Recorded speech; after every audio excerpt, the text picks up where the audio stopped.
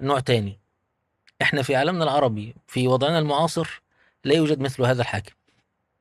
احنا الموجودين الآن هم حقيقة يعني أخذوا منا الدين وأخذوا منا الدنيا.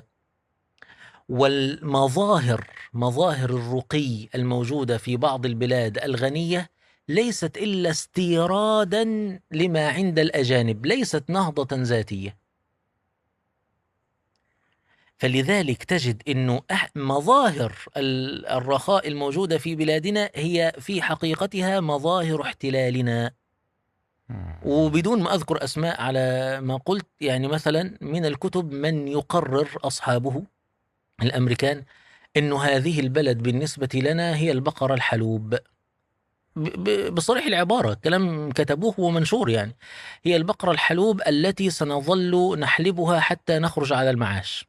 أو أنه الوزير الأمريكي الفلاني اتفق مع المسؤول الفلاني في الدولة الفلانية على أنه إن إحنا الذين نتولى البنية التحتية أو نتولى إدارة المرافق.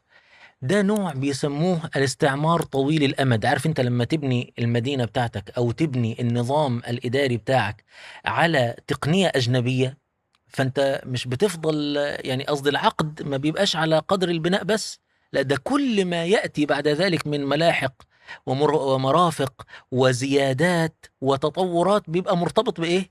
بالأساس الذي بنيت عليه. يعني أنت مثلا لو رايح تتفق مع شركة أمريكية ورايح تتفق مع شركة في الاتحاد السوفيتي، دي مدرسة ودي مدرسة. لو انت رحت للأمريكان غير لما تروح للاتحاد السوفيتي، كلاهما ما بيبقاش بناء مدينة هو عقد واحد على بناء مدينة، لا.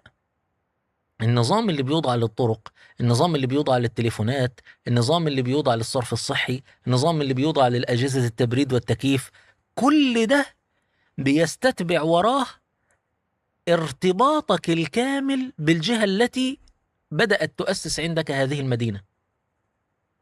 فاللي حاصل حاليا من مظاهر مادية وعمرانية هو في حقيقته ليس مظهرا حقيقيا للمادة والعمران.